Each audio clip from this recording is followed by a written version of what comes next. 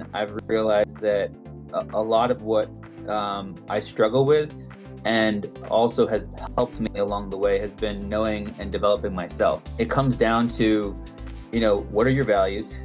What do you feel called to be? Who do you want to be? And, it takes passion and grit and a lot of other things like that to accomplish anything important. And so you have to be anchored. You have to be really well anchored in who you are. We are as people who will care about what we feel called to be.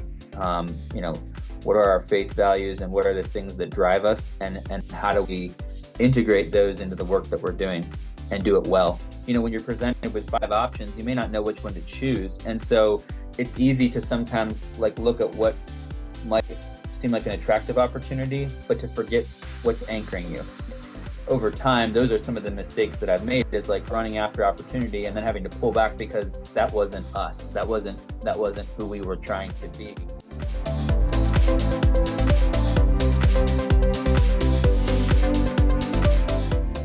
A lot of the most challenging seasons that I've walked through have been discouragement and disillusionment, where you're saying, I thought this was going to work. I thought we had a win here, and something, didn't go as planned, or maybe even more substantial.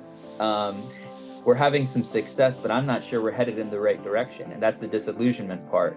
It's kind of like getting lost. You have to backtrack and go back over territory that you just fought hard for, because it's the right thing to do. And but I think that's part of the journey. And there's been a couple seasons where I felt like I might have just worked for 2 years and this isn't going to materialize. And at times that's been true, and at times it actually has, something's happened and it's worked out. But I think that's been some of the more tough seasons and some of the more tough challenges that I've had to, wade through in my journey. The other thing that goes along with that some of those experiences have helped me with is, kind of getting out of my own way, particularly my own ego. Once you've taken a couple of those bumps and, and those hits, you realize that, you're certainly important to the process.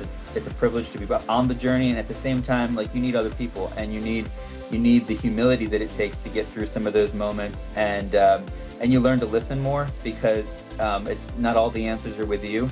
And so I think that's the other kind of second point that goes along with that is, how do you realize that, how do you get that ego out of your way, and how do you learn to give away the spotlight and empower other people around you, not only because it's the right thing to do, but also because it actually makes your work better. And also then sometimes it's necessary to step into the spotlight for the good of the work, but how do you do it in a way that really is motivated by moving the work forward rather than just kind of, being personally in the spotlight. So I think I've learned more humility over time just by taking some of those knocks. Yeah.